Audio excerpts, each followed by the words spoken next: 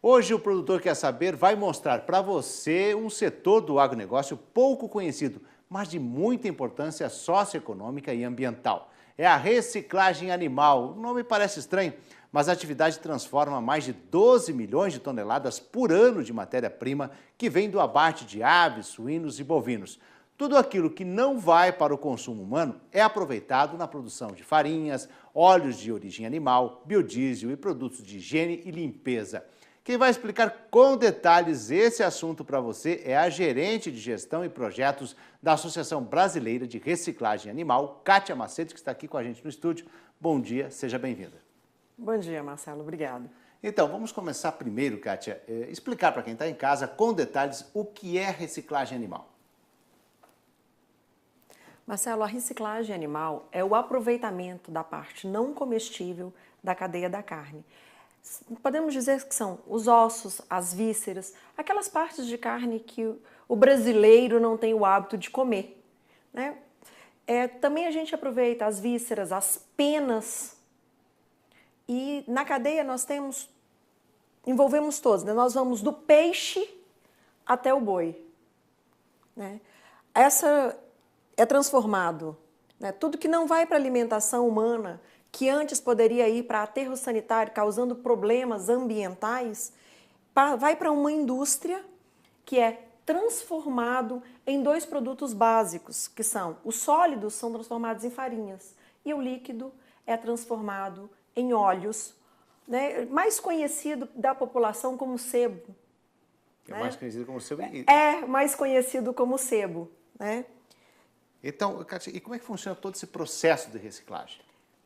Ocorre da seguinte forma, Marcelo.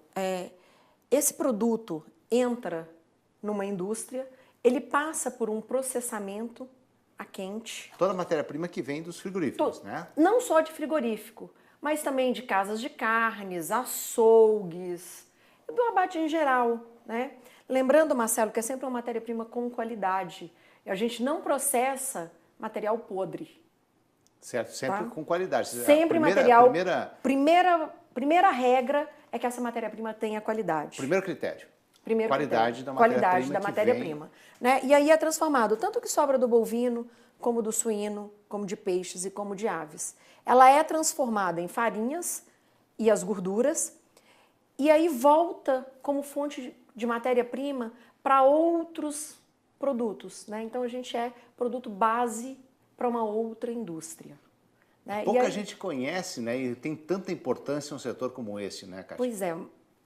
Aliás, quase ninguém conhece, Marcelo, mas nós estamos presentes na vida de todo mundo. Todos os dias alguém usa alguma coisa que teve como ingrediente algum dos nossos produtos. E como é que nós podemos, então, encontrar resultado da reciclagem animal no nosso dia a dia, então? Olha só, Marcelo, já em produtos acabados, o que a gente podia dizer? Maquiagem, na ração do pet, nos óleos, no biodiesel, nos produtos de higiene e limpeza, como no detergente que a dona de casa usa, no sabão,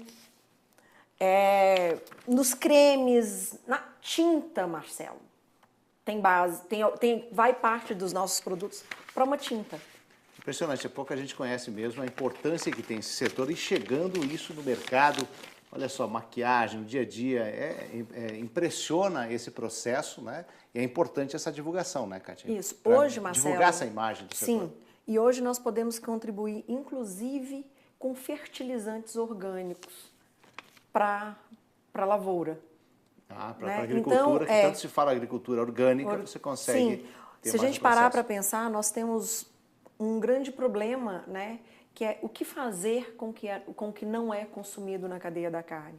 Nos últimos anos, o abate aumentou muito, o consumo de carne aumentou muito. E a gente nunca para pensar e dizer assim, o que é feito com aquilo que eu não como? Exatamente. Imagina isso num aterro sanitário. É o problema que a gente tem e cada vez aumentando mais na cadeia tão importante no Brasil, uma cadeia, a gente é um player mundial, né, na produção de carne, e aí onde é que vai essa sobra? Para né? onde Então, vai essa sobra? Nesse processo de abate, qual é o percentual que fica para a reciclagem, Kátia? Aproximadamente 34%. Então, e nesse processo, então, quando se fala em números desse processo todo, né? Qual é o volume de matéria-prima que o setor trabalha? É um volume expressivo? Marcelo, hoje a gente está trabalhando com números na casa de grandeza de 12 bilhões de quilos de matéria-prima. Pra você ter uma ideia, seria o suficiente para lotar 2 Maracanãs. Não, eu estou dizendo não só da área livre, eu estou dizendo de tudo. Imagine o Maracanã, a altura que ele tem, cheio de matéria-prima. E isso, Marcelo, levando em consideração o que é fiscalizado pelo Ministério da Agricultura a nível federal. Né? Esses números eles não contemplam 100% de outros abates, porque no Brasil nós não temos só fiscalização federal, nós temos também abates com fiscalização estadual e com fiscalização municipal. Esses números seriam muito maiores, né? Esses números, sim. Esse número a gente estima que ele é bem maior. Já tem uma estimativa muito maior. Sim. É importante isso. Agora, um setor como esse, ele exporta, quais são os mercados? Sim, Marcelo. A gente exporta. Mas antes da gente falar de exportação, vamos falar do que a gente transforma. Né? Essas 12 bilhões de toneladas é transformado em quê? Né? É a transformação. A transformação. O que a gente tem, né, de matéria-prima aí? 1,9 bilhões de litros de óleos e 3,4 bilhões de quilos de farinhas proteicas, né? E esses ingredientes são usados principalmente nas indústrias de ração, né? Ração para animal de estimação, rações para a cadeia de aves e suínos, peixes, camarão, para biodiesel, né? Para fertilizantes orgânicos, além de outros fins que a gente já falou, que estão mais presentes no dia a dia, como para a indústria de higiene e limpeza, né? Que são as saboarias. Agora é importante. Agora, qual que é essa questão agora da exportação? Da exportação. Né? Um produto que já está consolidado, o Brasil está consolidado? O Brasil está se consolidando na exportação, Marcelo. 95% hoje do que o Brasil exporta são produzidas por associados à Abra. É um número já bem expressivo. Muito expressivo. Mostra a importância da própria associação. Né? Sim. E uma outra coisa 80% da produção nacional está filiada à Abra. Hoje a gente exporta para alguns países. Principais destinos são Vietnã, Bangladesh, Chile, Argentina, Moçambique, África do Sul, Itália, indo as gorduras. Estamos também trabalhando para a abertura de novos mercados, estamos pleiteando agora Tailândia e China, que são grandes consumidores dessa matéria, desse produto, né, das farinhas e das gorduras. E uma coisa bem interessante, Marcelo, aqui, o Brasil começou a pensar em exportação em 2012. Né? Aí a gente conseguiu um convênio junto à Apex Brasil, que tem por objetivo a construção da imagem deste produto, fazendo a promoção comercial no exterior. É importante, parceria forte mesmo, né? Não, parceria fortíssima, fortíssima. Respeitada no mercado. Sim, e que hoje funciona muito bem. Ela funciona em prol do produtor. Isso é importante. Agora, Kátia, quando se fala em reciclagem, já nos vem em mente aí, né, a ligação com a sustentabilidade e o meio ambiente.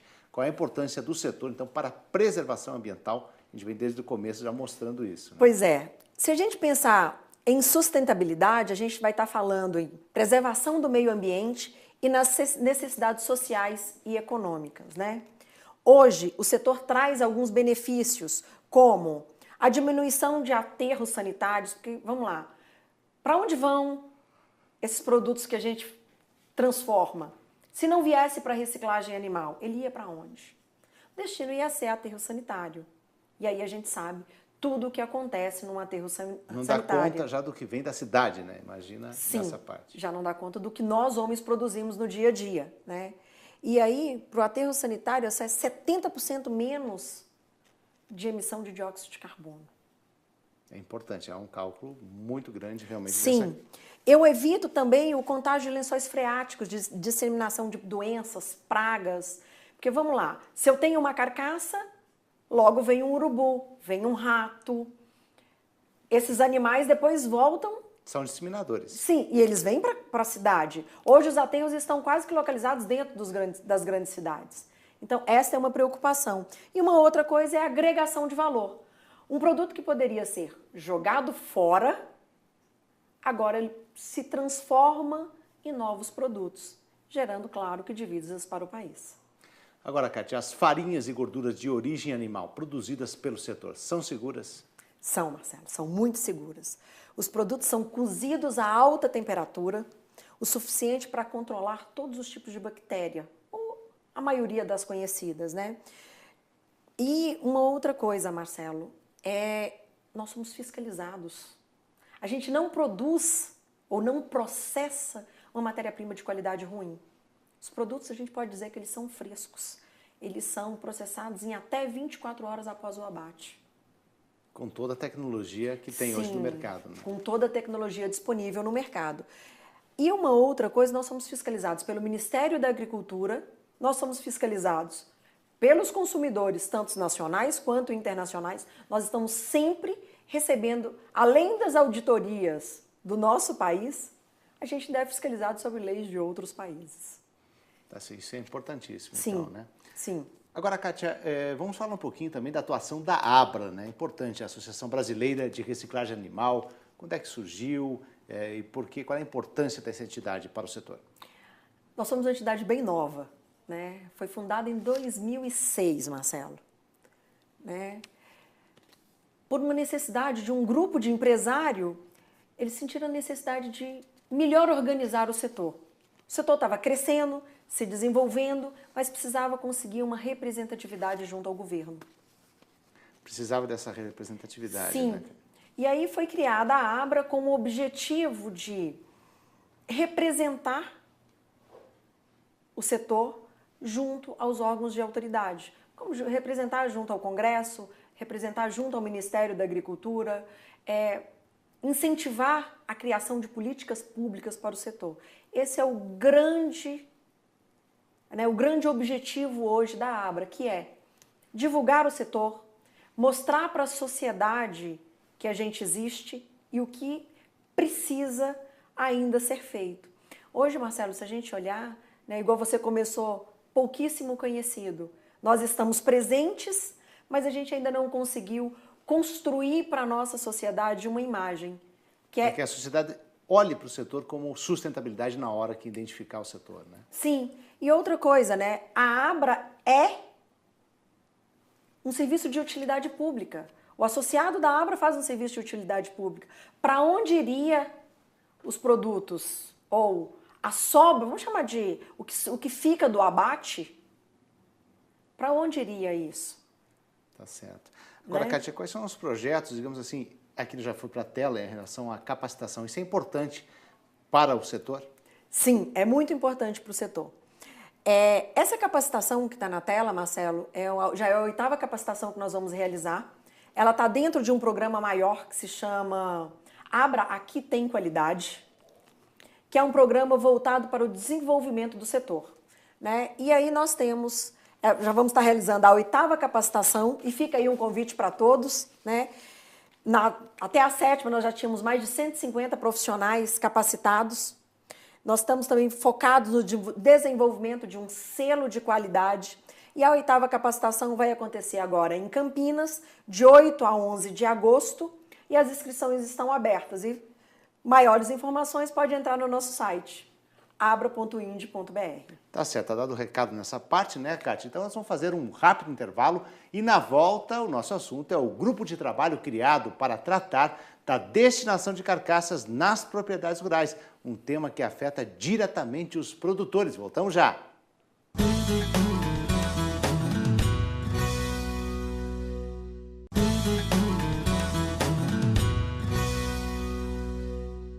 No primeiro bloco, nós falamos sobre o setor de reciclagem animal, contando um pouco da história e do mercado.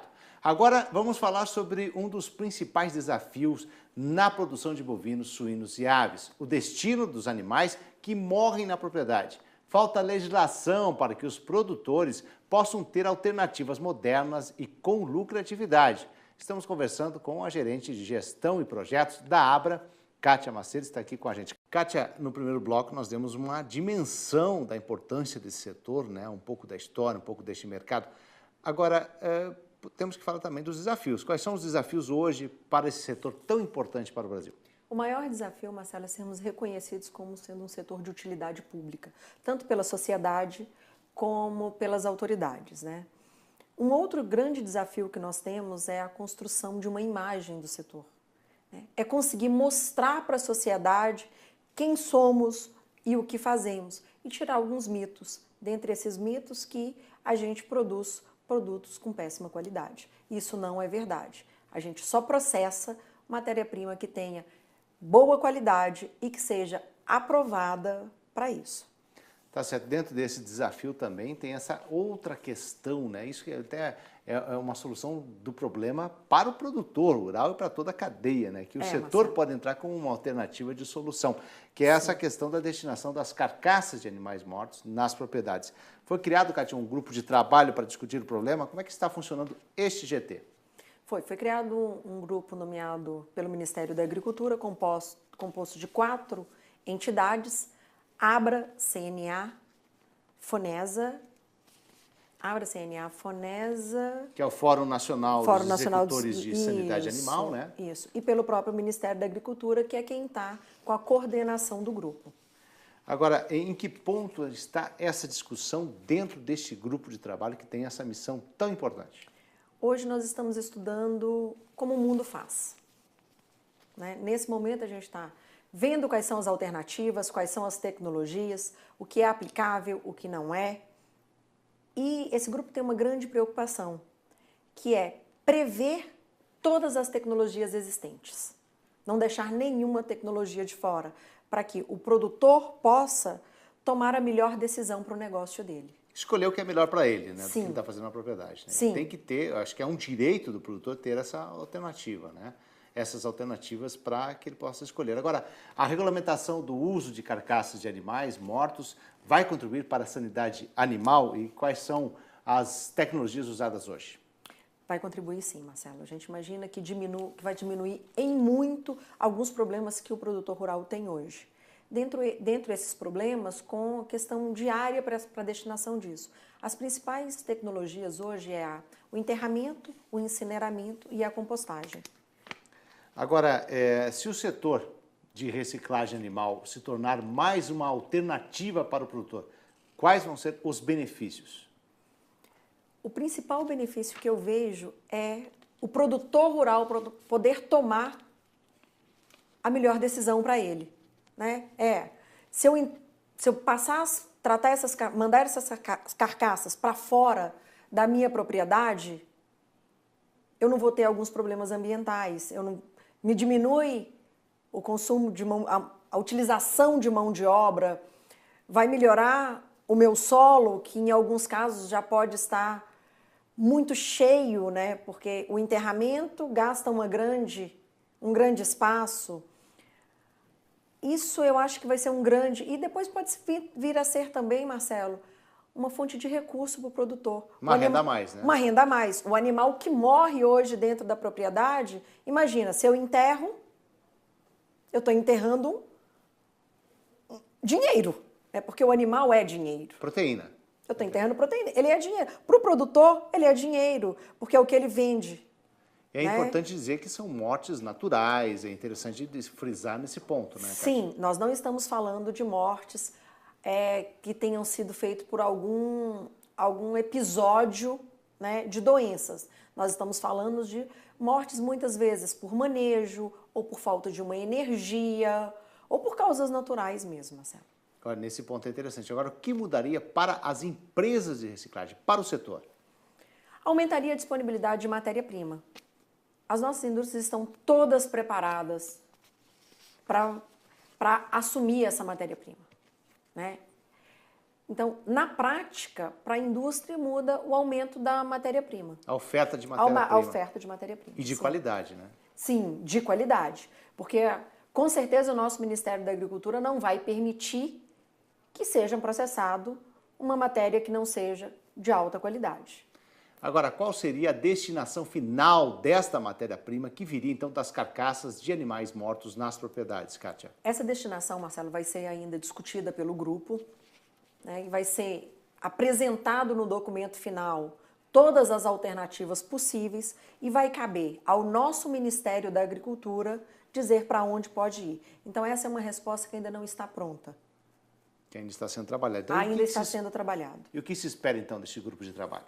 A gente espera que ao final, né, do tempo, dos 3 meses, que é o tempo de vigência desse grupo de trabalho, que a gente tenha uma proposta contemplando todas as alternativas possíveis para o processamento, dentro e fora da propriedade, de destinação correta. Então a gente espera ter este documento para entregar ao Ministério da Agricultura, para que em cima deste documento o Ministério possa regulamentar e normatizar essa destinação e esse processamento. É um divisor de águas. Agora, sim, em outros países, né, como é que funciona a destinação de animais mortos nas propriedades? Se falarmos da comunidade europeia, é obrigatória a retirada desses animais de dentro da propriedade. Se falarmos em países como, por exemplo, os Estados Unidos, já não é obrigatório, é mais uma opção para o produtor. O produtor toma a decisão do que ele vai fazer. E eles já montaram todo um processo, né, que funciona bem, né? Sim, já fazem isso há muitos anos. Na realidade, se pararmos para pensar, o Brasil ainda está um pouco atrasado, vamos dizer assim, porque hoje a gente não temos à disposição, né, dispositivos de normas que nos permita fazer. Então, não é feito. Então, o produtor deixa de ter mais uma oportunidade, não podendo mandar esses animais para as indústrias de reciclagem animal. Como é importante ter uma legislação, né? Como você falou, em outros países, porque aí o que acontece? Nos outros países é de uma forma tão natural que nem se para pensar. Ele acontece ao natural no processo do dia a dia do produtor. Sim, acontece no dia a dia do produtor e é regulamentado. Tem lei, tem vigilância, tem regra. Segurança. E com isso eu tenho segurança. O que o Brasil quer é justamente isso, é ter todas as opções com legislação, com fiscalização e com segurança. Agora, existe um projeto piloto chamado Recolhe, né, que está em Santa Catarina. Como está funcionando esse projeto? Esse projeto piloto, Marcelo, ele foi um consórcio entre 3 grandes grupos, né, a FAS, a Farol e a Fuga Couros. Eles disponibilizaram uma unidade, pararam uma unidade com o processamento normal, fizeram uma grande reforma nessa unidade, e em parceria com a SIDASC, que é o órgão de defesa animal isso, lá de Santa Catarina, né? E outras entidades, né, como o Embrapa, por exemplo, e estamos fazendo os testes de como melhor funciona no Brasil, né? Estipulando como é que é a coleta desses animais, quais animais podem ser coletados, como é que é o processamento, qual que é o destino da matéria-prima, né, depois de processado, para onde vai essa farinha, para onde não vai. Está sendo feito todos os testes para que, quando implementado e quando sair uma legislação no país, seja feito com muita segurança e, principalmente, levando em consideração as nossas características, né? Que as características do Brasil são características bem distintas. Nós temos climas frios, nós temos quente. Como é que é a conservação dessa matéria-prima? Vai ter que ser refrigerado, vai ter que ser congelado, vai ir para a indústria de forma natural, né? Sem passar por nada disso. Qual que é o tempo que esse animal morreu, até o tempo que ele entra na indústria? Então está sendo feito como um projeto piloto mesmo. É um projeto estudo, vamos assim dizer. Agora, é um desafio para os técnicos e tudo mais, porque é nesse teste que vai se entender o que é melhor, qual é o melhor processo, qual é o melhor caminho para ter toda essa segurança. Sim, é um desafio. E um desafio que tem sido vencido dia a dia, né? Como é que eu vou recolher um boi, por exemplo, que morreu ao pasto? Eu vou arrastar? Eu posso tocar nesse boi? Não posso? Eu vou ter um guincho que vai levantá-lo até colocar num caminhão, porque nós estamos falando de um animal grande. É diferente da gente falar, por exemplo, de uma ave, né, que é fácil de se pegar, é fácil de tirar de dentro da propriedade. Então, esse projeto está prevendo tudo isso. Que hoje é um grande desafio, né? O produtor não sabe o que fazer, realmente, quer dizer, tem pouca alternativa hoje para ele no mercado, Kátia. Não, muito pouca alternativa, porque se a gente pensar em enterramento, olha o custo que pode ser para o produtor. Incineração, a gente precisa de grandes fornos. Hoje esse tema tem que ser tratado dentro da propriedade. Então ele é um tema que tem que ser resolvido da porteira para dentro. De uma forma tranquila e com menos custo e mão de obra, principalmente. Sim. Né? A opção vai ser que o produtor vai poder entregar isso para uma indústria com controle, com rastreabilidade, com segurança, né? E pode até vir a ser mais um ponto de controle da nossa vigilância sanitária. Tá certo, eu agradeço a participação da gerente de gestão e projetos da Associação Brasileira de Reciclagem Animal, Kátia Macedo. Muito obrigado, tenha um bom dia. Eu que agradeço, Marcelo. Obrigada.